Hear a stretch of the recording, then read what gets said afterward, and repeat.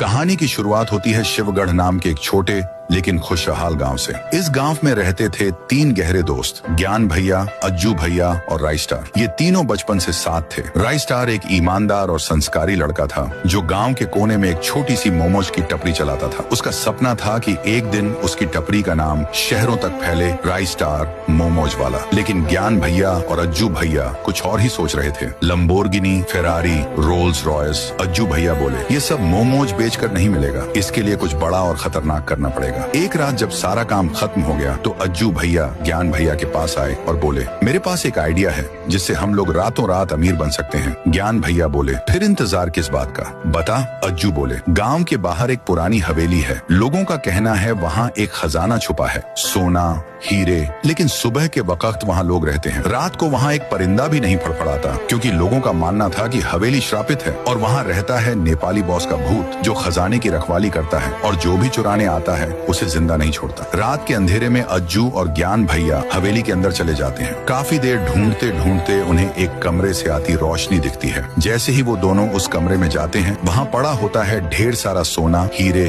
और जवाहरात। दोनों की आंखें चमक उठती हैं, खुशी के मारे झूम उठते हैं। लेकिन ये खुशी ज्यादा देर टिकने वाली नहीं थी। तभी उन्हें एक डरावनी आवाज सुनाई देती है, मुझसे बात करो। जब दोनों पीछे मुड़कर देखते हैं वहाँ कोई नहीं होता। लेकिन जैसे ही खजाने की तरफ नजर डालते हैं वहाँ खड़ा होता है नेपाली बॉस। वो गुस्से में चिल्लाता है, साला तुम लोग यहीं पे चोरी करेगा बहन का शॉट, मैं तुम लोगों को छोड़ेगा नहीं। नेपाली बॉस अपनी कटाना निकालता है और सीधा अज्जू भैया के सिर पर वार करता है। अज्जू भैया वहीं बेहोश हो जाते हैं। ज्ञान भैया ये देखकर बिना सोचे समझे खिड़की से कूद जाते हैं। लेकिन जैसे ही नीचे गिरते हैं वहाँ भी खड़ा होता है नेपाली बॉस। अगली सुबह राई स्टार अपनी मोमोज की टपरी पर अकेला होता है। तभी आता है अमित भैया, एक प्लेट मोमोज देना। राई स्टार पूछता है, तूने अज्जू या ज्ञान भैया को देखा? अमित कहता है, कल बोल रहे थे हवेली जाने का प्लान है पर मैं नहीं गया। ये सुनते ही राई स्टार को कुछ गड़बड़ लगती है। वो फौरन अपनी बाइक उठाता है और निकल पड़ता है। हवेली के बाहर उसे अज्जू भैया की बाइक खड़ी मिलती है। अमित डरते हुए कहता है, मत जा,